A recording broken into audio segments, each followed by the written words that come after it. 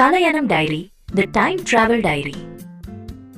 అనగా వీర్ వేసవి సెలవుల్లో ఉన్నారు. అదంతా బోరింగ్. వాళ్ళ అమ్మమ్మ ఇంట్లో పాత వస్తువులు ఉన్న గదిలోకి వెళ్లారు. కొత్త ఆట ఏదైనా దొరుకుతుందేమోనని.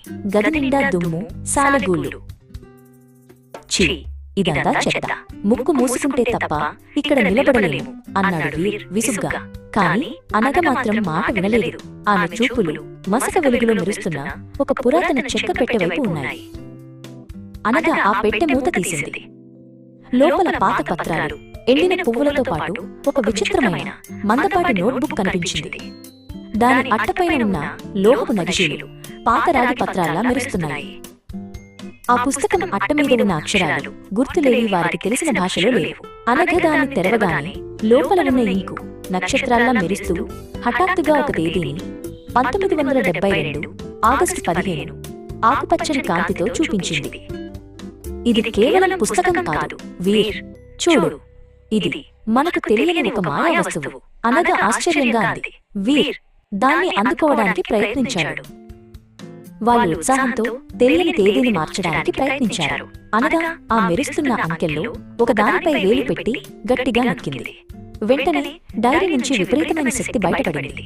గది చుట్టూ నీలిరంగు కాంతి సుడిగుండంలా పెరిగింది. కళ్ళు తెరిచేసరికి వాళ్ళు అదే గదిలో ఉన్నారు.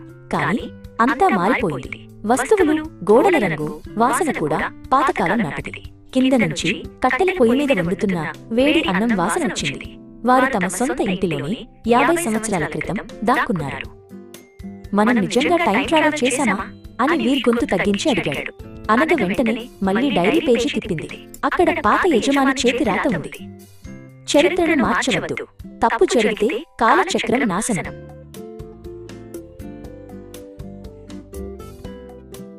ఆ హెచ్చరిక పక్కనే ఆకుపచ్చ కాంతితో మరో తేదీ, ప్రదేశం మెరుస్తోంది.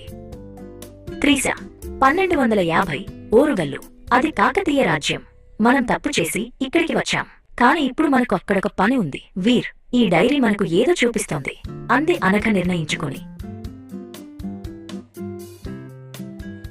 వాళ్ళు మరింత వెనక్కి కాకతీయ యుగానికి ప్రయాణించడానికి సిద్ధమయ్యారు.